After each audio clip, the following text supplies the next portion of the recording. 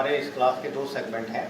ایک ہے ابا جی کی اسپیچ اور اس پہ تھوڑا سا میرا اظہار خیال, اور دوسرا سیگمنٹ ہے اس کا اب اس کا سیگمنٹ ہے سلسلے دینہ کے قواعد و ضوابط. ہم نے چار پہ بات کر لی ہے, 4 نکات پہ. اس کو میں تھوڑا سا دہرا دیتا ہوں. چوتھے نقطے کو, سلسلے میں رہ کر آپس میں اختلاف سے گریز کریں. یعنی سلسلے دینہ کا ماحول ایسا ہونا چاہیے جہاں ایک علمی لحاظ سے ایک صحت مند فضا, صحت مند ماحول ہو, اور جہاں ٹیم ورک, باہمی تعاون پر مبنی ٹیم ورک.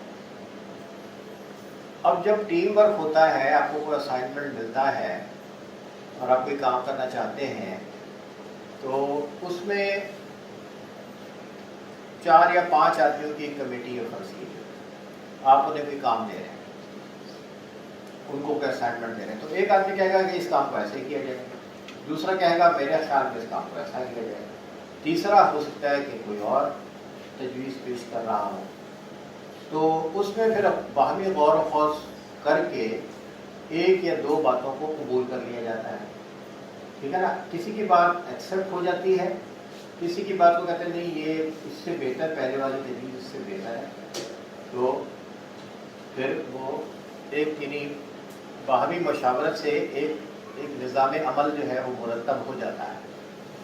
اب جس کی بات قبول کی گئی اس کو خوشی ہوگی کہ چلو بھائی میری رائے قبول کی گئی, لیکن جس کی بات قبول نہیں کی گئی اسے دل چھوٹا اپنا نہیں کرنا چاہیے, اور اسے اسی طرح تعاون کرنا چاہیے اس اسائنمنٹ کو پورا کرنے میں جیسے کہ اگر اس کی بات مانی جاتی تو تعاون ہوگا. مطلب کہنے کا یہ ہے کہ باہمی مشاورت سے جب ایک لائحہ عمل مرتب ہو جائے تو اس ٹیم کے سب ارکان پر لازم ہے کہ وہ اس طے شدہ نقطے پر عمل کر رہے ہیں. اس میں یہ نہیں کہنا چاہیے چونکہ میری بات نہیں مانی تو میں تو نہیں عمل کر رہا. ٹھیک ہے نا. یہ تو ہو گیا کام کے دوران. بعض اوقات یہ ہوتا ہے کہ ہم کسی علمی نقطے پہ میری ایک رائے ہوتی ہے, تو میں کہتا ہوں میری رائے یہ ہے, دوسرا کہتا ہے میری رائے یہ ہے, تیسرا کہتا ہے میری رائے یہ ہے. تو کسی کو اپنی رائے پر اصرار نہیں کرنا چاہیے, کسی کو اپنی رائے پر اصرار نہیں کرنا چاہیے, اس لیے کہ اس طرح کا اصرار بعض اوقات اختلاف کی شکل اختیار کر لیتا ہے, اور یہ ایسا اختلاف ہوتا ہے جس میں آدمی جس اختلاف میں شدت آنا شروع ہو جاتی ہے. علمی لحاظ سے ہم الگ الگ شرح کر سکتے ہیں. یہ دنیا میں ہر جگہ یہ بات تسلیم شدہ ہے کہ بھئی آپ نے یہ جو بات کی تھی تو اس کا مطلب کیا تھا. تو میں کہوں گا جی اس کا مطلب یہ ہے, آپ کہو گے میرے خیال میں اس کا مطلب یہ ہے. مثال کے طور پہ ابا جی کا یہ خطاب آپ نے سنا, میں نے اس میں اپنی تفہیم پیش کی کہ میرے خیال میں اس جو ابا نے فرمایا ہے یہ ان باتوں کو کور کر رہا ہے, اور اس کا یہ مطلب ہے. ہو سکتا ہے کہ آپ میں سے کوئی اس خطاب کی شرح بیان کر رہا ہو, تو ہو سکتا ہے کہ میرے سے کچھ الگ پوائنٹس بیان کر رہا ہو, تو مجھے اسے مان لینا چاہیے. مجھے کہنا چاہیے ہاں یہ بات یہ بھی ایڈ ہوتا ہے. یا یہ بھی ہو سکتا ہے کہ کسی کی نظر پوری طرح نہ پڑی ہو اور کوئی غلط شرح کر رہا ہو, یہ بھی تو ہو سکتا ہے نا. یہ نہیں ہو سکتا. اس لیے کہ شرح کرنے کا تعلق کسی کلام کی, کسی بات کی, کسی قول کی, کسی شعر کی شرح کا تعلق بہت سارے بیک گراؤنڈ سے ہوتا ہے. کس کا کتنا علمی بیک گراؤنڈ ہے, ٹھیک ہے نا, کون کتنا کسی چیز کو زیادہ سمجھتا ہے, کس کا ایکسپوجر زیادہ ہے, کس کا کم ہے. آپ نے وہ سنا ہوگا کہ کچھ نابینا لوگ تھے, انہوں نے ہاتھی نہیں دیکھا تھا, تو ان کو بتایا گیا کہ ایک ہاتھی جانور ہوتا ہے, وہ آیا ہوا ہے ہمارے شہر. تو انہوں نے کہا کہ ہم بتاتے ہیں کہ ہاتھی کیسا ہوتا ہے. تو ایک نابینا کے ہاتھ ہاتھی کے پیر لگے, بڑے بڑے پیر تھے اس کے. تو ایک کے ہاتھ ہاتھی کے کان لگے, تو ایک کے ہاتھ ہاتھی کی سونڈ لگی. تو سونڈ جس کے ہاتھ لگی اس نے سمجھا ہاتھی ایک سونڈ جیسا جانور ہے. جس کے ہاتھ پیر لگے اس نے کہا ہاتھی بڑے بڑے ستونوں جیسا ہوتا ہے. جس کے ہاتھ کان لگے اس نے بتایا کہ اس کے بڑے بڑے کیلے کے پتے جیسے ہوتے ہیں. تو مطلب یہ ہے کہ ان کی جتنی فہم تھی اس کے مطابق انہوں نے ایک نتیجہ اخذ کیا. لیکن ایک بینا شخص جب ہاتھی کو دیکھے گا تو وہ کیا کہے گا؟ تو کیا اس کو نابینا لوگوں سے لڑنا چاہیے یا نابینا لوگوں کو سے لڑنا چاہیے؟ ہوتا یہ ہے کہ ہم اپنی رائے میں اڑ جاتے ہیں اور ہم لڑنا شروع کرتے ہیں. یعنی خرابیاں کیسے پیدا ہوتی ہیں کہ میرا کسی سے رائے کا اختلاف ہو سکتا ہے, کسی سے میری رائے کا اختلاف ہو سکتا ہے. مثال طور پہ میں کہتا ہوں کہ یار یہاں پہ اس ہال میں 120 کرسیاں لگائی جائیں. شوکت بھائی کہتے ہیں کہ نہیں, اس ہال میں 100 کرسیاں لگائی جائیں, 120 میں تھوڑا کنجسٹڈ ہو جائے گا. تو میں کہہ رہا ہوں یار چونکہ لوگ زیادہ ہیں تو 120 کر دو, تو پھنس پھنس کے بیٹھ جائیں گے, کوئی بات نہیں. شوکت بھائی بول رہے ہیں کہ پھنس پھنس کے بیٹھیں گے تو بے آرامی ہوگی, لمبی سیٹنگ ہے, تو لیکچر سننے میں لوگ بے آرام ہوں گے, تو ہماری اتنی ایکٹیویٹی کا فائدہ ہی کیا جب لوگ بے آرام ہوں. تو بات تو ان کی صحیح ہے. تو اب مجھے چاہیے کہ میں اسے مان لوں اور 100 میں بولوں ہاں 100 لگا دو کرسیاں یار, مجھے ان کی بات مان سکتی. لیکن میں نے ان کی بات مان لی, یہاں پہ لوگ آ گئے 150, ٹھیک ہے نا, اور باقی لوگ کھڑے ہیں. تو میں کہہ رہا ہوں دیکھا اگر 120 لگا دیتے تو کم از کم اور 20 لوگ تو بیٹھ جاتے نا. مجھے یہ نہیں کرنا چاہیے. پوائنٹ سمجھو, مجھے یہ نہیں کرنا چاہیے. ابھی 150 آ جائے, لیکن جس نقطے کو پیش نظر انہوں نے 100 کرسی کی تجویز پیش کی تھی وہ نقطہ بڑا ویلڈ تھا. میری نظر میں تھا کہ زیادہ لوگ بیٹھ جائیں, ان کی نظر میں تھا کہ بھلے کم بیٹھے مگر وہ بیٹھے تو آرام سے نا, تاکہ وہ آرام سے آپ کی بات سن سکیں. تو وہ پوائنٹ صحیح تھا پیچھے. اب میں کہہ رہا ہوں نہیں یار اگر 100-150 لگ جاتی ہیں کرسیاں تو کتنا اچھا ہو جاتا. سب لوگ بیٹھ جاتے, سب لوگ بیٹھتے پھنس پھنس کے بیٹھتے, بے آرام بیٹھتے. تو پھر مجھے اپنی بات دہرانی نہیں چاہیے کہ دیکھیں آپ نے میری بات نہیں مانی, آپ کو تعداد بڑھا دینی چاہیے. نو,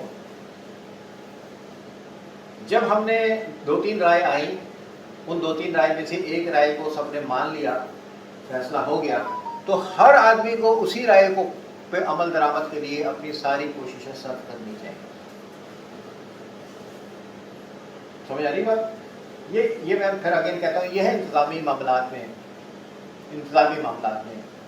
مختلف آراء کا پیش ہونا, پھر ان آراء میں سے کسی ایک رائے کو اڈاپٹ کر لینا, پھر اس رائے پر اس شخص کا بھی عمل کرنا جس کی رائے اس کے خلاف تھی, وہ بھی اس پہ اس کی تکمیل کے لیے اسی طرح دل و جان سے کوشش کرے. اسی طرح علمی نکات ہوتے ہیں. علمی نکات میں ایک آدمی کہتا ہے کہ میرے خیال میں اس کا مقصد یہ ہے, دوسرا کہتا ہے میرے خیال میں اس بات کا مطلب یہ ہے. ان دونوں آراء کو دیکھنا چاہیے اور کسی ایک رائے والے کو اپنی رائے پہ ضد نہیں کرنا چاہیے. 2 رائے ہوں, 3 رائے ہوں, 5 رائے ہوں, ان کو دیکھنا چاہیے. لیکن رائے قائم کرتے وقت دیکھنا چاہیے کہ ہم کس کے قول پر رائے قائم کر رہے ہیں, اس کا بیک گراؤنڈ کیا ہے. مثال طور پر ہم علامہ اقبال کے شعر پہ ایک رائے بناتے ہیں, تو ہمارا کوئی شعری پس منظر بھی ہونا چاہیے شعر کو سمجھنے کا. ہمارا کو تاریخ کو سمجھنے کا پس منظر بھی ہونا چاہیے. مثال طور پہ ہم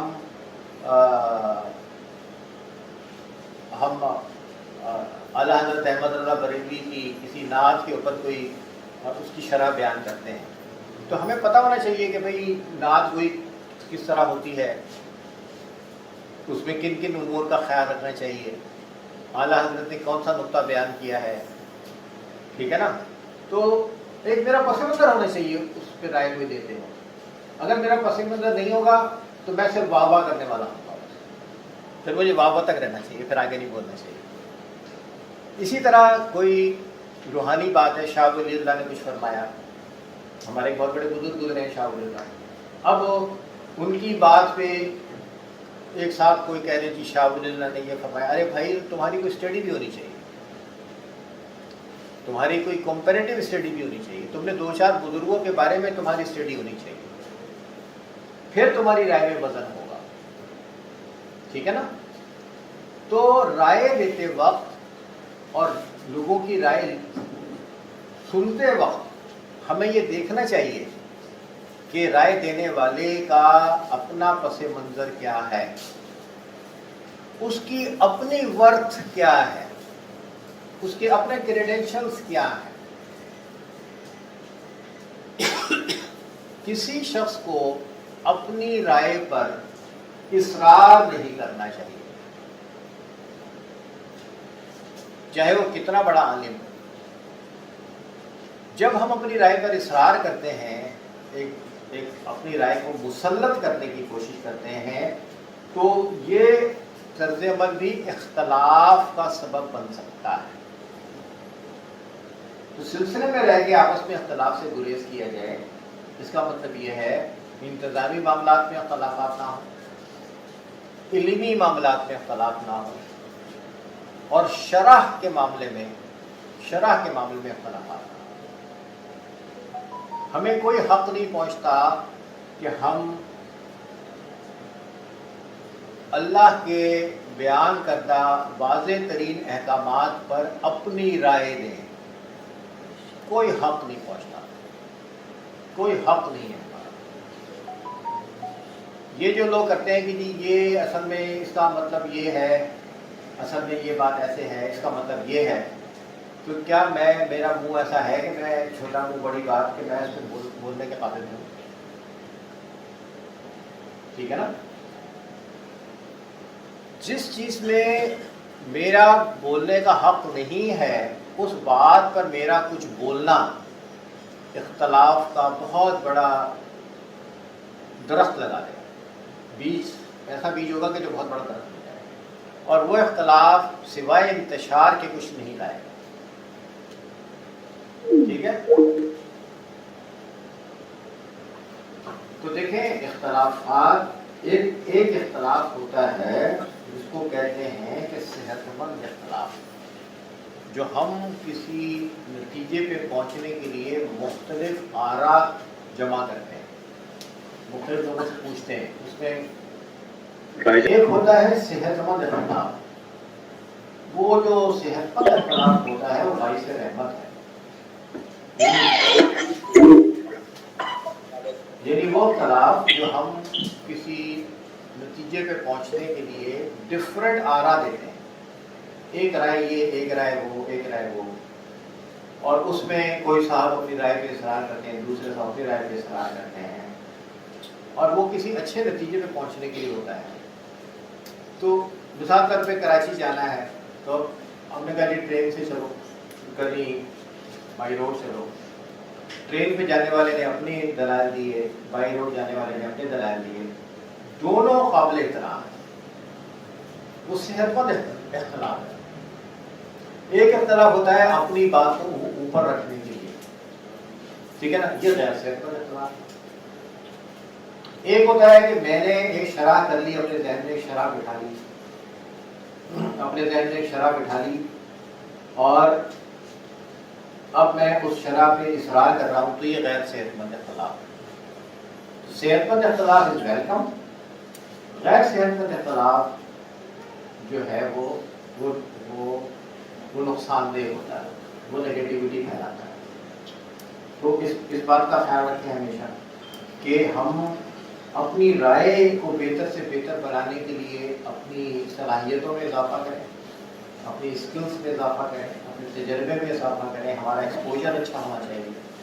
اب ہم سانگھڑ میں یہ پروگرام کر رہے ہیں، ٹھیک ہے، سانگھڑ میں یہ پروگرام کر رہے ہیں، تو ہم نے بیٹھ کے بات کی، تو کسی نے کہا جی یہ کیسے ہوگا، کیسے ہو سکتا ہے، چھوٹا شہر ہے، ان کے پاس اتنی فیسلٹی کہاں ہوگی۔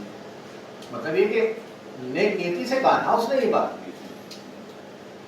اس نے اگر کسی نے ایک پوائنٹ دیا تو یہ سانگڑ کی مخالفت میں تھوڑی دیا، نیک نیتی سے دیا۔ دوسرے نے کہا نہیں نہیں، ہو جائے گا ہو جائے گا ہو جائے گا، آپ ان کو کام دیں، ان کو کام دیں گے تو بھی تو ان کی صلاحیتوں میں اضافہ ہوگا نا، اگر آپ انہیں کام ہی نہیں دیں گے تو ان کی صلاحیتیں کیسے بڑھیں گی۔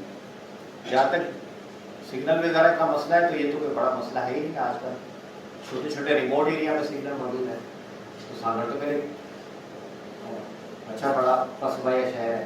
مطلب یہ ہے کہ ایک رائے کہ مت کرو یہ کام، ایک رائے کہ نہیں ضرور کرو، دونوں رائے نیک نیتی پر تھیں۔ پوائنٹ یہ ہے دونوں رائے جو تھیں ان کی بنیاد اچھائی پر تھی کہ بھئی یہ لوگ نہیں کر پائیں گے۔ دوسرا کہہ رہا ہے بھائی دو گئے تو پھر کریں گے نا، اگر ہم یہی سوچتے رہے کہ نہیں کر پائیں گے تو پھر تو آپ اپنے لوگوں کو ایکسپیرئنس ہونے نہیں دیں گے۔ تو دونوں رزلٹ کے لحاظ سے سوچ رہے تھے نا، دونوں رائے ٹھیک تھی، لیکن پھر طے ہوا کہ نہیں سانگڑ سے یہ کام کرانا ہے۔ تو جو کہہ رہا تھا کہ سانگڑ سے نہیں کرانا وہ بھی اتنا ہی تندہی سے اس میں شامل ہے جتنا کہ وہ شامل ہے جس نے کہا تھا کراؤ، ٹھیک ہے۔ یہ ہوتا ہے صحت مند اختلاف۔ ایک ہوتا ہے کہ کسی سے کسی کی بلا وجہ کی مخالفت کرنا، یہ ہے غیر صحت مند اختلاف۔ سلسلے میں صحت مند اختلاف ویلکم ہے، اس کے اچھے نتائج نکلیں گے۔ غیر صحت مند اختلاف جس کی بنیاد ذاتی انا پر ہو، جس کی بنیاد پرسنل ایگو پر ہو، یا جس کی بنیاد کسی کے ساتھ بلا وجہ کی پرخاش پر ہو۔ بھائی پرخاش نہیں ہو سکتی کیا؟ ہاں کیا روحانی لوگ سب من کے اجرے ہو جاتے ہیں کیا؟ کسی سلسلے میں آنے کے بعد سب لوگ من کے اجرے ہو جاتے ہیں کہ ہم نے سلسلے کا فارم بھر دیا ہمارے دل کی ساری سیاہی نکل گئی؟ ہاں نہیں۔ تو اگر میرے دل میں کسی کے لیے کدورت ہے اور میں اس کی مخالفت کر رہا ہوں تو یہ کہلائے گا غیر صحت مند اختلاف۔ اس کی روک تھام ہونی چاہیے۔ اب اس کی روک تھام کا ایک طریقہ یہ ہے کہ بھائی میں اپنے دل کی سیاہی کو دور کروں، جو کہ بڑا ایک اچھا کام ہے لیکن بہت مشکل کام ہے۔ تو اگر میرے دل کی سیاہی دور نہیں ہوتی تو کم از کم میں بلا وجہ کی مخالفت تو چھوڑ دوں نا، یہ تو کر سکتا ہوں، ٹھیک ہے یا نہیں؟ تو غیر صحت مند اختلاف نہیں ہونا چاہیے۔ غیر صحت مند اختلاف قوموں میں، اداروں میں، گھروں میں، دفتروں میں ہمیشہ خرابیاں لاتا ہے، اچھائیاں نہیں لاتا۔ سلسلے میں آپ صحت مند رائے دیجیے، چیز کو بہتر بنانے کے لیے رائے دیجیے، لیکن کسی علمی نقطے پہ اپنی بات پر اصرار کرنا یا کسی کو بلا وجہ آگے بڑھانے کے لیے اپنی رائے دینا یا کسی کو بلا وجہ نیچے رکھنے کے لیے اپنی رائے دینا، یہ سب غیر صحت مند اختلافات کے زمرے میں آتی ہیں باتیں۔ اس سے گریز کیا ہے، کیونکہ اس سے گریز اگر ہم نے نہیں کیا تو سلسلے کو بھی کوئی فائدہ نہیں ہوگا، اور ہماری اپنی تزکیہ نفس کی جو کوششیں اگر ہم کر رہے ہیں یا اپنی بہتری کے لیے بھی کوششیں کر رہے ہیں تو ان کوششوں کا کوئی نتیجہ نہیں نکلے گا، وہ بیکار ہے۔ ٹھیک ہے جی۔ اگلا نقطہ ہے اپنے روحانی استاد شیخ کی ہر بات پر بلا چور و چرا عمل کیا جائے، یعنی تعمیل ہونی چاہیے۔ ٹھیک ہے۔ اب بہت سارے لوگ کہتے ہیں کہ یہ کیا بات ہے کہ شیخ کی ہر بات پہ عمل کرو، یہ کیا بات ہے؟ تو بھائی آپ ہر جگہ آپ اپنی زندگی میں بے شمار مقامات پہ اس فارمولے پر عمل کرتے ہیں.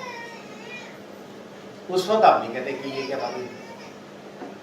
دیکھیں آپ کسی دفتر میں کام کر رہے ہیں, آپ کے آفیسر نے آپ کو کچھ کہا تو آپ اس پہ عمل کرتے ہیں کہ نہیں کرتے؟ ہاں, تو آپ بلا شروع عمل کرتے ہیں کہ نہیں کرتے؟ تو آپ کا ایک گریڈ اوپر افسر جو ہے اس کی ہر بات آپ مانتے ہیں, تو شیخ کم از کم اس ایک گریڈ اوپر افسر سے تو کئی گنا اوپر ہے نا. ٹھیک ہے نا. آپ کا کوئی کسٹمر ہے, چلو آفیسر کو چھوڑا, آپ کا کوئی کسٹمر ہے, وہ آپ سے کہتا ہے مجھے یہ چیز چاہیے, یہ چیز مجھے ایسے اس طرح بنا کے دو, تو آپ بنا کے دیتے ہو کہ نہیں دیتے؟ کسٹمر کی بات پہ بلا چلو عمل کرتے ہو نہیں کرتے؟ وہ کہتا ہے مجھے یہ چیز اتنے پرسنٹ یہ ڈال دو, اتنے پرسنٹ یہ ڈال دو, تو وہ آپ کرتے ہو نہیں کرتے؟ کیوں کرتے ہیں؟ کسٹمر کی بات پہ یا اپنے آفیسر کی بات پہ یا اپنے ادارے دفتر کی بات پہ کیوں عمل کرتے ہیں؟ کیوں عمل کرتے ہیں؟ بھائی کسٹمر کی بات پہ میں اس لیے عمل کرتا ہوں, میرا مفاد وابستہ ہے, میرا اس سے پروفٹ ہے. اپنے افسر کی بات پہ میں اس لیے عمل کرتا ہوں کہ میرا اس سے مفاد وابستہ ہے. وہ میری ACR خراب کر دے گا, میں اس کی نظر برا بن جاؤں گا کہ وہ کہتے نہیں یہ تو اوبیڈینٹ ہمارا اسٹاف ممبر نہیں ہے, تو ہم یہ اپنی ACR میں لکھنا پسند کریں گے. یہ بات میرا مفاد ہے نا, جدھر میں کہتا ہوں کہ ہاں جی بالکل سر, جی سر, ایٹ یور سروس سر, جی سر حکم کریں سر. ہوتا ہے کہ نہیں ہوتا؟ جو لوگ جاب کرتے ہیں تو جانتے ہیں نا باتوں کو. تو آپ بلا چنا اپنے دفتر کی باتوں پہ عمل کرتے ہیں نہیں کرتے؟ دفتر کا ٹائم ہے فرض کرو 8 سے 4, صاحب نے بولا آج آپ رکنا ہے, آپ نے آج لیٹ سیٹنگ ہوگی, تو آپ یہ بولتے نہیں میں تو 4 بجے کا ٹائم ہے تو جا رہا ہوں, یا لیٹ سیٹنگ کرتے ہیں ان کے ساتھ, کرتے ہیں نا, اس کے ایکسٹرا پیسے ملتے ہیں کیا؟ نہیں, تو مانتے ہیں نا ان کی بات. یا وہ کہتا ہے نہیں آج رکنا ہے اور آپ 4 بجے نکل جاتے ہیں وہاں سے, حالانکہ 4 بجے کے بعد رکنے کا آپ کو مالی طور پر کوئی فائدہ نہیں ہوگا, لیکن نہیں جاتے نا. کیوں نہیں جاتے؟ اس لیے کہ ہمیں اپنے باس کی, آفیسر کی, ادارے کی بات پہ عمل کرنا ہے, بلا چنا کرنا ہے. اب یہاں پہ ایک پوائنٹ ہے, اس کو سمجھیں. الفابیٹ ایک ہی ہے, یعنی حروف ایک ہی ہیں, ترتیب کا فرق ہے. حروف ایک ہی ہیں, تے عین لام یہ میم. تے یا عربی کلاس سے تا عین لام یہ میم, تعلیم, تعلیم. اور ایک ہے تے تا عین میم یہ لام, تعمیل. تعلیم اور تعلیم میں حروف ایک ہی ہیں, ٹھیک ہے نا, صرف ترتیب آگے پیچھے ہوگی. دیکھیں تعلیم کے مرحلے میں آپ کو پورا حق ہے کہ آپ جو چاہیں سوال کریں, ٹھیک ہے. آپ کو ایک اسائنمنٹ دیا جا رہا ہے, آپ کا پورا حق ہے کہ آپ پوچھیں کہ جناب اس میں کیا کیا ہوگا, مجھے کیا کیا کرنا ہے, یہ ہوا تو میں کیا کروں, یہ ہوا تو میں کیا کروں. آپ کو اسائنمنٹ دیا گیا کہ آپ سانگڑ میں روحانی کلاس کریں, تو آپ کا جواب ہونا چاہیے تھا, اور تھا, یہی تھا, یس, ختم. بس آپ کو کہا گیا کہ آپ نے سانگڑ میں کرنا ہے, تو آپ کے پاس آپ مرکز سے فون آیا, تو اس کا آپ کا جواب یس کے علاوہ کچھ ہونا ہی نہیں چاہیے تھا, ٹھیک ہے نا. تو بالکل ٹھیک کیا آپ نے, بالکل صحیح کیا, جو کیا بالکل صحیح کیا, یہ کیا آپ نے. لیکن آپ کو پورا حق ہے کہ آپ اس کے بارے میں 10 سوالات کیجیے, کیسے ہوگا, کیا ہوگا, کس طرح سے ارینجمنٹ ہوگا, مرکز سے کیسے کنیکٹ ہوں گے, اگر ہمارے پاس کوئی اس کا قابل آدمی نہیں ہے اس چیز کو کرنے کا تو ہمیں بندہ بھیجو, یہ کرو وہ کرو. مطلب آپ کو پورا حق تھا پوچھنے کا. جب آپ کو کوئی کام دیا جائے, اس کام کو بیٹر پرفارم کیسے کرنا ہے اس کے بارے میں 100 سوالات آپ کیجیے. یہ کہلائے گا تعلیم کا مرحلہ. لیکن تعمیل کے لیے بس تعمیر ہے. اور یہ کوئی ایسی بات نہیں ہے جو روحانی سلسلے میں کہی جا رہی ہے. دنیا میں بھی یہی کرتے ہو, اپنے افسر کے ساتھ بھی یہی کرتے ہو یا نہیں کرتے؟ ٹھیک ہے نا. تو اس بات کو سمجھ لیں, جب آپ کو کچھ سلسلے کی طرف سے کچھ کہا جائے گا کہ بھئی آپ کی ڈیوٹی دی جا رہی ہے, تو آپ نے کہنا ہے جی بالکل ٹھیک ہے, ٹھیک ہے نا. اس لیے ایک بات, مرکز کسی کو نہیں کہے گا ایسا کام جو اس کی کیپیسٹی میں نہیں ہوگا. یہ بھی آپ سمجھ لیں. آپ مرشد کبھی کسی کو ایسا کام نہیں کہیں گے جو اس کی کیپیسٹی میں نہیں ہوگا. یہ آپ سمجھ لیں بات. ان کے کہنے کا مطلب یہ ہے کہ وہ جانتے ہیں کہ آپ کے اندر یہ کیپیسٹی ہے. یہ الگ بات ہے کہ آپ کو کانفیڈنس نہیں ہے. یہ ہو سکتا ہے نا میرے اندر ایک کیپیسٹی ہے لیکن مجھے کانفیڈنس نہیں ہے, پتہ نہیں میں کر پاؤں گا کہ نہیں. کسی کام کو کرنے کے لیے 100 سوال آپ کرنا چاہیں 100 سوال کیجیے, بٹ تعمیل کرنی ہے, تعمیل کرنی ہے. ٹھیک ہے نا. اگر میں وہی مثال دے رہا ہوں سانگڑ کی, کہ ہم نے سانگڑ کو کہا کہ میں نے منصور سے کہا کہ یار وہ ابا سے بات ہوئی ہے تو سانگڑ کی, تو تم سانگڑ والوں کو بتا دو. تو منصور نے فون کیا, تو منصور نے مجھے بتایا کہ جی میں نے فون کیا اور ان کو یس, مطلب انہوں نے آپ کو دوسرا کوئی سوال ہی نہیں کیا. میں نے کہا یار سگنل وگنل کے مسائل پہ بات کریں نا ان سے, کیونکہ کس جگہ کریں گے, کہاں کریں گے, سگنل کا ایشو سب سے بڑا ہمارا سگنل بھی ہے نا معاملہ, کیونکہ ساری دنیا میں جا رہا ہے. سب سے زیادہ ہمیں اس کی بات نہیں ہے کہ ایک کمرہ ہو اس میں 4 آدمی بیٹھے ہوں یا ایک کمرہ ہو اس میں 100 آدمی بیٹھے ہوں, یہ ہمارا ایشو نہیں ہے. مرکز میں جس کمرے سے میں کرتا ہوں وہاں کوئی بھی نہیں کرتا, وہاں تو صرف ہماری ٹیم کے لوگ ہوتے ہیں, وہاں یہ اس طرح کی آڈینس تھوڑی ہوتی ہے. ٹھیک ہے نا. صرف ہمیں دیکھنا تھا سگنل, اس کے باوجود وہاں سگنل بعض اوقات ٹوٹ جاتا ہے. آپ نے دیکھا ہوگا بعض اوقات کیا بن جاتا ہے. تو میں نے کہا یار سگنل کا دیکھ لینا. تو انہوں نے کہا کہ انہوں نے کہا کہ ہم سارے کام کر لیں گے, سب کریں گے, آپ فکر نہ کریں. ٹھیک ہے نا. تو پھر میں کل یہاں آیا تو انہوں نے کہا کہ سگنل کا تو ہم نے وہ کیا ہے, ہم نے تو کسی نہ پی ٹی سی ایل سے لیا ہے, نہ ہم نے کسی سیلولر کیا کمپنی سے ڈیوائس لی ہے. ہم نے تو یہ کیا کیا, ہم نے تو وائبر نیٹ کا لیا ہے, اور اوپر ہم نے ایک سیٹلائٹ لگایا, بہترین سگنل جائے گا کہ آپ اس پہ ٹی وی کی نشریات چلا دو. ٹھیک ہے نا. یہ ہے تعمیر, بہترین بہترین تعمیر ہے. آپ نے ہم سے پوچھا بھی نہیں, سوالات بھی نہیں کیے زیادہ, لیکن آپ کا حق تھا کہ آپ سوالات کرتے. 100 سوالات کرو. کام جب تمہیں دیا جائے تو آپ نے بولنا ہے یس. اس کام کو کرنے کے لیے آپ کے ذہن میں 10 سوالات آئے, 10 سوالات. یہ ہے تعمیر. اب تعمیر 2 طرح سے ہوگی, مقصد ایک ہی ہے لیکن اس کا انداز 2 ہے. یعنی ہم سلسلے کے لیے کام کر رہے ہیں تو ہم کس کے لیے کام کر رہے ہیں؟ مرشد کے لیے. ہم مرشد کے لیے کام کر رہے ہیں تو ہم کس کے لیے کام کر رہے ہیں؟ مرکز کے لیے, سلسلے کے لیے. ٹھیک ہے نا. مرشد ہیڈ ہے, سلسلہ ادارہ ہے. ادارہ کس سے چلتا ہے؟ افراد سے. ٹھیک ہے نا. افراد کیا بناتے ہیں؟ افراد کیا بناتے ہیں؟ ادارہ.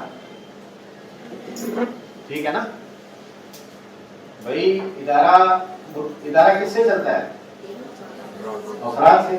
افراد کیا بناتے ہیں؟ ادارہ. ہر ادارے کا ایک سربراہ ہوتا ہے. ٹھیک ہے نا. سلسلے کا سربراہ مرشد. مرشد نے جو حکم دیا تو کس نے حکم دیا؟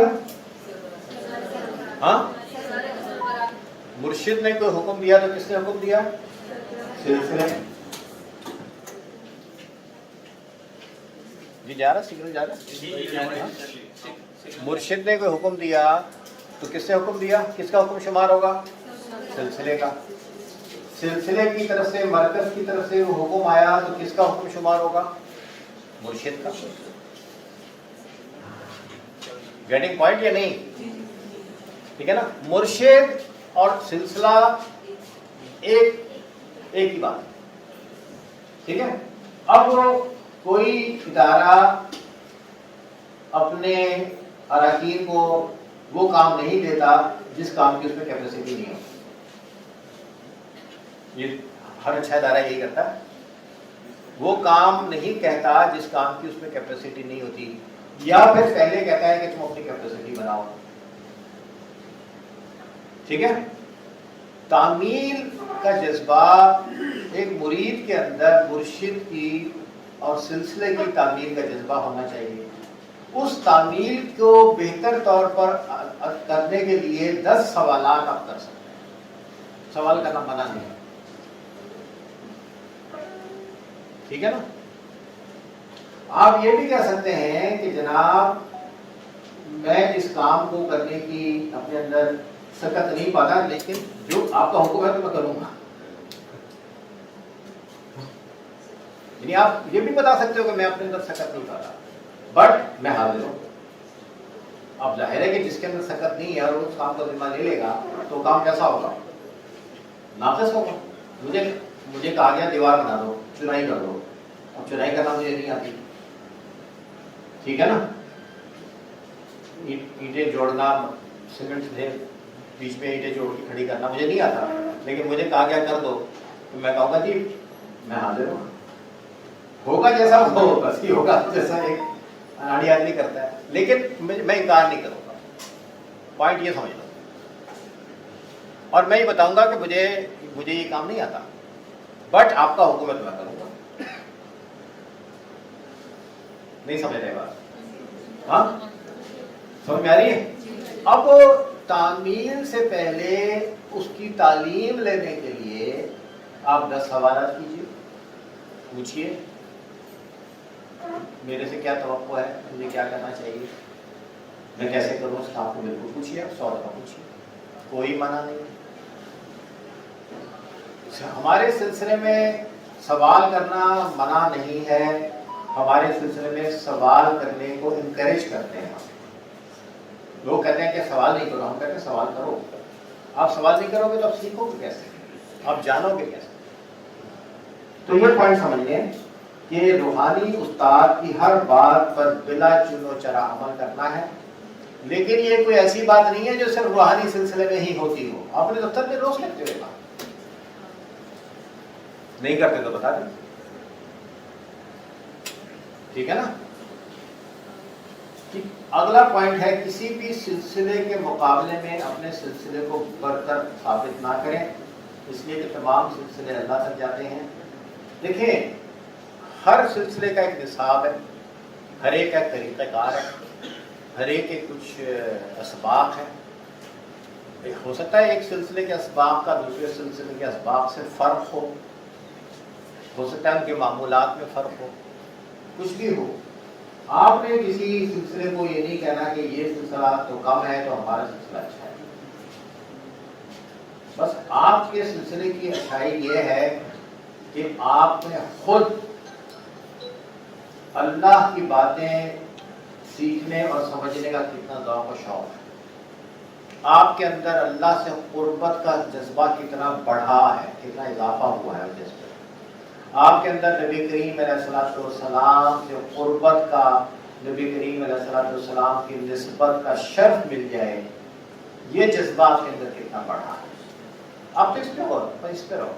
دوسرے سلسلے میں کیا ہو رہا ہے, کیسے ہو رہا ہے, وہ کون سے اسباق کرتے ہیں, اس میں کیا ہوتا ہے, اس میں کیسے ہوتا ہے, یہ ہمارا کام ہے. یہ ہمارا کام نہیں ہے. نہ ان مباحث میں پڑھنا ہمارا کام ہے جن کا کوئی نتیجہ نہیں نکلا.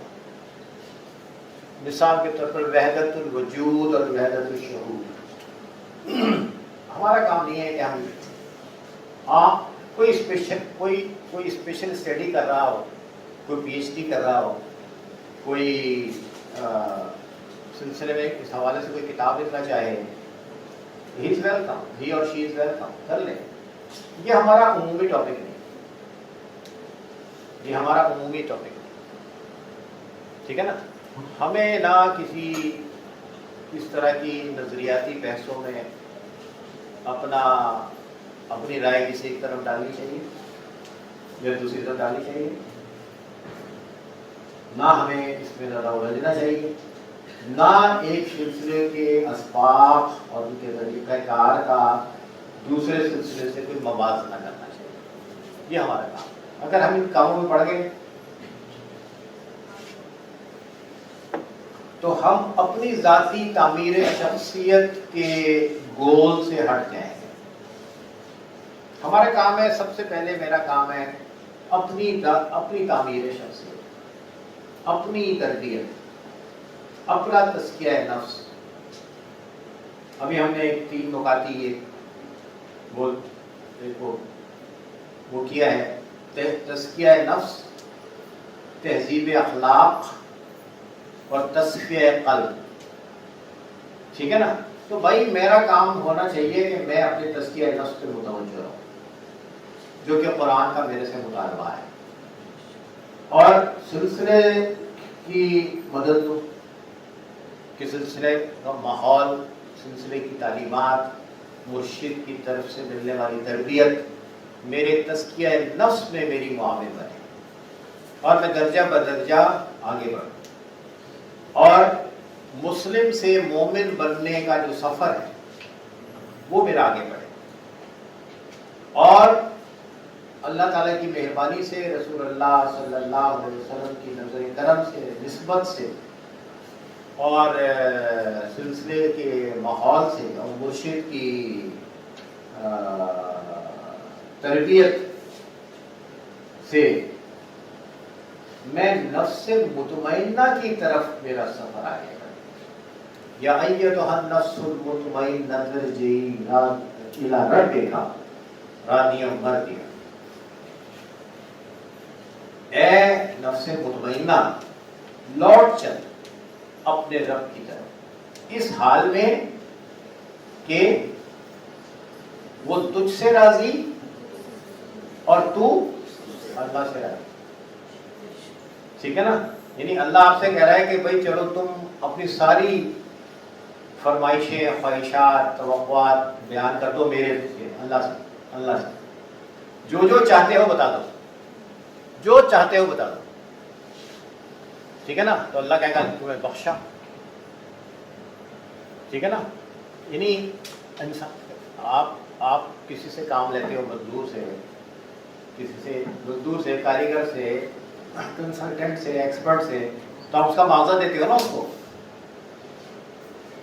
معاوضہ دیتے ہو نا، اس کا معاوضہ طے کر دیا آپ نے، کچھ معاوضہ طے کر دیا آپ نے، اس معاوضے کے اوپر بھی اسے کچھ دے دیا، پھر آپ اسے کیا کہتے ہو؟ راضی ہو؟ ہاں کیا کہتے ہو؟ راضی ہو؟ تو وہ کیا کہتا ہے؟ خوش ہوتا ہے نا، ٹھیک ہے نا؟ تو بھائی ہم لوگ، ہماری کیا اوقات کسی کو وسائل دینے کی یا کسی کو ریوارڈ دینے کی، ہماری کیا اوقات؟ محدود اوقات ہے، معمولی سی اوقات ہے۔ جو کائنات کا بادشاہ ہے، مالک ہے، خالق ہے، ساری کائنات کا، وہ آپ سے پوچھ رہا ہے راضی ہو؟ راضی ہو؟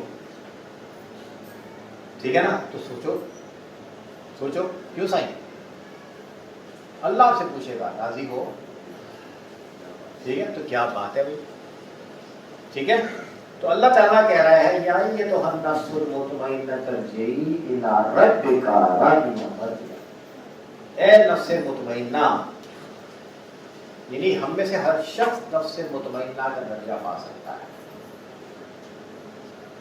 قرآن کی آیت سے تو یہی پتہ چلتا ہے نا۔ تو سلسلہ دینے کی تعلیمات آپ کو، ہمیں سلسلہ دینے کی تعلیمات کو اس طرح لینا ہے کہ ہم نے تزکیہ نفس کے معاملات میں درجہ بدرجہ آگے بڑھتے ہوئے اللہ کی مہربانی سے اور رسول اللہ صلی اللہ علیہ وسلم کی نظر کرم سے، ان کی نسبت سے، یہ یاد رکھنا کہ اللہ کو پانا رسول اللہ کے بغیر ممکن نہیں ہے، ٹھیک ہے نا؟ اس کے لیے نسبت محمدی لازمی ہے۔ یہ سب اپنے ذہن میں کلیئر کرنا کہ ہمیں اللہ ملے گا تو محمد کے ذریعے سے، صلی اللہ علیہ وسلم، ٹھیک ہے؟ تو ہمارا چینل بنے گا بواسطہ محمد صلی اللہ علیہ وسلم، تصوف کے سارے راستے اللہ کی طرف جاتے ہیں، ٹھیک ہے؟ تصوف کے سارے راستے یعنی سلاسل طریقت جو ہیں، جتنے بھی سلاسل طریقت ہیں، ان کا مقصد معرفت الہی اور قرب الہی ہے، ٹھیک ہے نا؟ قرب الہی اور معرفت الہی، ٹھیک ہے؟ حقیقت تک رسائی ہے، لیکن اس حقیقت تک رسائی میں نبی کریم علیہ الصلوۃ والسلام کا واسطہ لازمی ہے، ٹھیک؟ تو اب جیسے کسی نے مجھ سے پوچھا آپ کا تعارف کیا ہے؟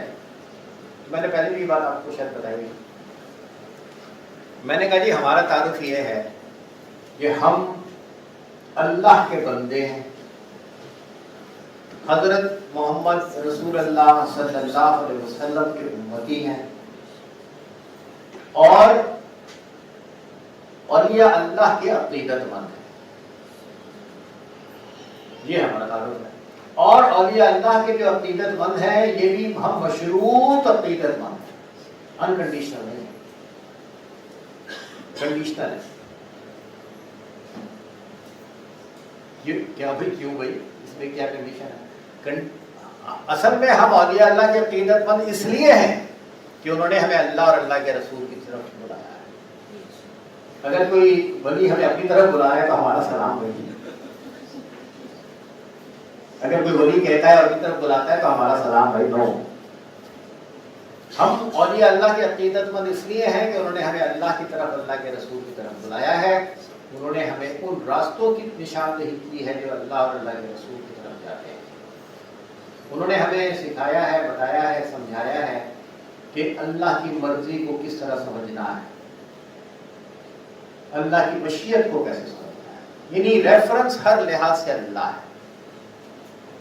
ولی اللہ نے کیا کام کیا کہ ولی اللہ نے ایک بندے کو اس کے خالق سے ملایا، اللہ سے ملایا، ٹھیک ہے نا؟ ولی اللہ نے کوئی اپنی ذات کی وہ نہیں کروائی، ولی اللہ نے اللہ سے ملایا، اللہ کے رسول سے ملایا، کتاب اللہ سے رہنمائی لینے کی طرف توجہ دلائی۔ تو اس میں یہ سمجھ لیں کہ ہمارا کام جو ہے وہ اپنی ذات میں توجہ دینا ہے،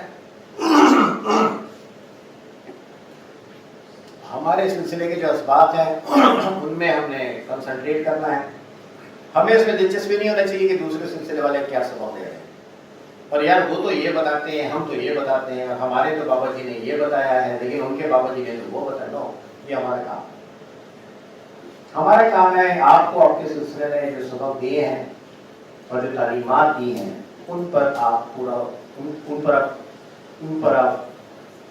دل و جان سے عمل کرنے کی کوشش کریں، اپنے سلسلے کو کسی دوسرے سلسلے کے ساتھ کمپیئر کرنے کی بالکل مشق فضول ہے، اس پہ ہمیں نہیں جانا۔ اگلا پوائنٹ ہے، سلسلے میں جو شخص گند پھیلانے یا منافقت کا سبب بنے اسے سلسلے سے خارج کر دینا چاہیے۔ تو اللہ تعالیٰ محفوظ رکھے ہوئی اس منفی طرز فکر سے جو ہمیں اتنے عظیم مقصد میں ہماری ذات کو اوپر لا کے، بھائی گند پھیلانے کا مطلب کیا ہوتا ہے؟ اس کے اندرون خانہ کیا چیز ہوتی ہے؟ اپنی اللہ کی تذکیر، اپنی اندر کی نیگیٹیوٹی، ٹھیک ہے نا؟ یہاں پہ ہم آتے ہیں کہ ہماری نیگیٹیوٹی میں کمی آئے، ٹھیک ہے نا؟ بجائے نیگیٹیوٹی میں کمی آنے کے کچھ لوگ اس نیگیٹیوٹی کو سلسلے کے ماحول میں پھیلانا شروع کر دیتے ہیں، ٹھیک ہے نا؟ تو وہ تو ایسے ہی ہے جیسے کہ آپ کوئی مطلب یہ کہ برائی پھیل رہی، تو اگر کہیں تعفن ہوگا تو اس تعفن کو رکھنا چاہیے یا اس تعفن سے بچنا چاہیے۔ تو اس میں ہمارے سب کے ساتھ شیطان موجود ہے، ہم میں سے ہر شخص کے ساتھ شیطان موجود ہے، یہ ہمیشہ خیال رکھنا چاہیے۔ جو شخص جتنا اللہ کی طرف آگے بڑھنا چاہے گا، شیطان اسے اتنا زیادہ اپنا ہدف بنائے گا۔ تو اس میں ایک ہدف یہ بھی ہو سکتا ہے کہ میرے اندر سے انتشار والے جذبات کو بڑھاوا ملے اور میں بولوں کہ یہ صحیح ہے اور یہ غلط ہے۔ اصل میں کسی کو صحیح اور کسی کو غلط نہیں کہہ رہا، اصل میں کسی کو صحیح اور کسی کو غلط کہہ کے دراصل دو لوگوں میں اختلاف ڈالنا چاہ رہا ہوں، اندر سے یہ ہو رہا ہے، ٹھیک ہے۔ اور اس سے ملے گا کیا؟ 6 آدمی اپنا گروپ بنا لیں گے، 15-20 آدمی اپنا گروپ بنا لیں گے، اور انسان کی فطرت ہے کہ وہ اس کا غیبت میں زیادہ دل لگتا ہے، اچھائی میں دل کم لگتا ہے۔ تو پھر 4-6 لوگ بڑھ کے 10 ہو جائیں گے، 10 بڑھ کے 20 ہو جائیں گے، 20 بڑھ کے 100 ہو جائیں گے، اور سب بولیں گے ہمیں ابا جی نے کہا ہوا ہے کہ آپ یہ کام آپ یہ بیٹھے کے کریں، ہمیں ابا جی نے کہا ہے، ابا جی کی اجازت سے کر رہے ہیں، سب یہ بولیں گے، اور کام یہ کر رہے ہوں گے کہ کسی 4 لوگوں کی برائیاں کر رہے ہوں گے بیٹھ کے، ٹھیک ہے نا۔ جب ہم کسی کی برائیاں کرتے ہیں تو ہمارے اندر سے ایک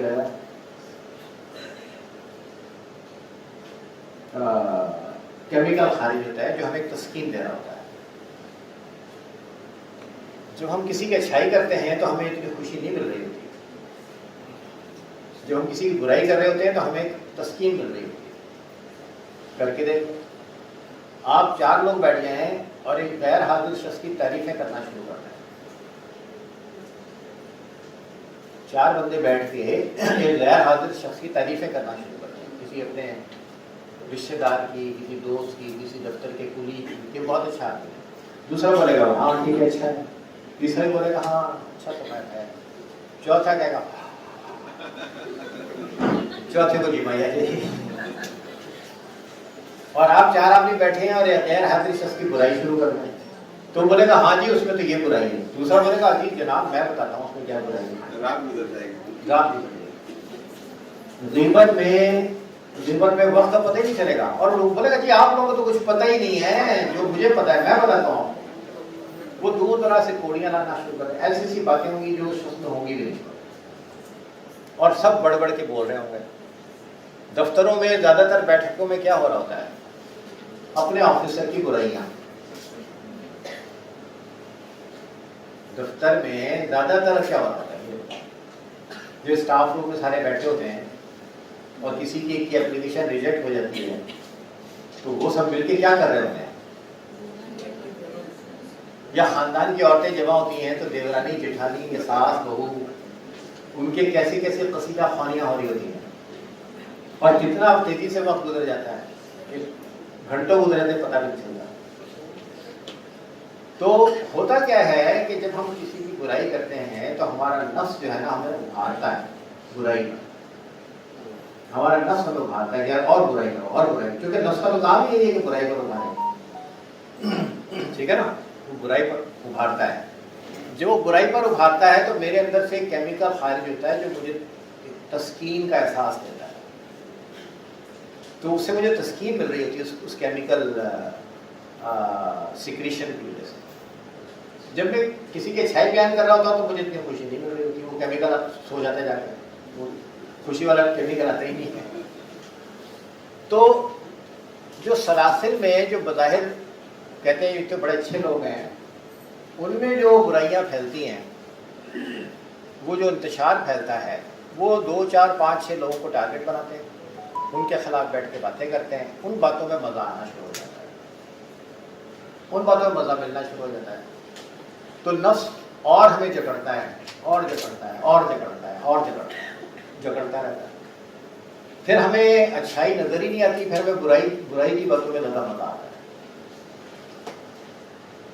تو یہ سمجھ لیں کہ کبھی بھی جب بھی ہم کسی کی برائی کرنے پر، اچھا ایک ہوتی ہے برائی کسی آگہی کے لیے، ٹھیک ہے نا، مثال طور پہ کسی شخص نے، آپ بزنس کرتے ہیں، کسی شخص نے آپ سے ادھار پہ کام کیا اور اس نے آپ کا ادھار واپس نہیں کیا اور لاکھوں روپے آپ کا لے کے چلا گیا، اور پھر وہ دوسری دکان پہ گیا ادھار سامان خرید، اس دوسری دکان والے نے آپ کو فون کیا کہ یہ آدمی آیا ہے، کیا میں اسے ادھار دے دوں؟ مارکیٹ میں ہوتا رہتا ہے نا، ایسے کسی پوچھتے رہتے ہیں نا. تو اب آپ کیا کرو گے؟ آپ کو کیا کرنا ہے؟ آپ نے بتانا ہے کہ بھائی یہ تو میرے پیسے تو سے روکے ہیں، باقی آپ خود دیکھ لینا. ٹھیک ہے نا؟ تو یہ برائی میں نہیں آتا، یہ چیز برائی میں نہیں آتی. یہ اس کو نہیں کہیں گے کہ یہ غیبت ہو رہی ہے، یہ برائی ہو رہی ہے. آپ کے ساتھ کسی نے کوئی تکلیف کی بات کی، کسی نے دھوکہ دیا، کسی نے کچھ کیا، اسی آدمی کے بارے میں آپ کے پاس کسی آپ کے جاننے والے نے پوچھا کہ میرے سے کوئی ڈیلنگ کرنا چاہتا ہے، تو آپ مجھے بتائیں. تو آپ بتاؤ کہ میرا تجربہ تو یہ ہے اس کے ساتھ. یہ چیز غیبت میں نہیں آتی. یہ سمجھ لیں، غیبت ہوتی ہے زیادہ تر کسی کی بلا وجہ کی برائیاں کرنا جس سے میرے نفس کو تسکین ہو رہی ہے، اور وہ نفس کی تسکین اداروں میں انتشار کا، پھوٹ کا، تفرقے کا سبب بنتی ہے. تو ہمیں اپنے سلسلے میں ایسی چیزوں سے اجتناب کرنا چاہیے، ایسی چیزوں سے الرٹ رہنا چاہیے. جہاں کوئی ایسی صورتحال نظر آئے، جہاں کوئی انحراف کسی کا زیادہ نظر آئے، تو ہمیں مرکز کو بتانا چاہیے. یہ غیبت میں نہیں آتا. لیکن بیٹھ کے انجمن غیبت کہ میں بیٹھ کے اور جناب میری وقت گزار رہے ہوں، تو یہ ہمارے اپنے اعمال نامے کو بھی خراب کرے گا اور یہ ہمارے سلسلے کے ماحول کو بھی خراب کرے گا. اس سے ہمارے بزرگوں نے، قلندر بابا اولیاء نے، بابا جی نے فرمایا کہ اس روش سے ہمیں بچنا ہے. Thank you very much. ان شاء اللہ تعالیٰ آگے پھر اگلی کلاس میں انشاءاللہ مزید قواعد ضوابط پہ بات کریں گے.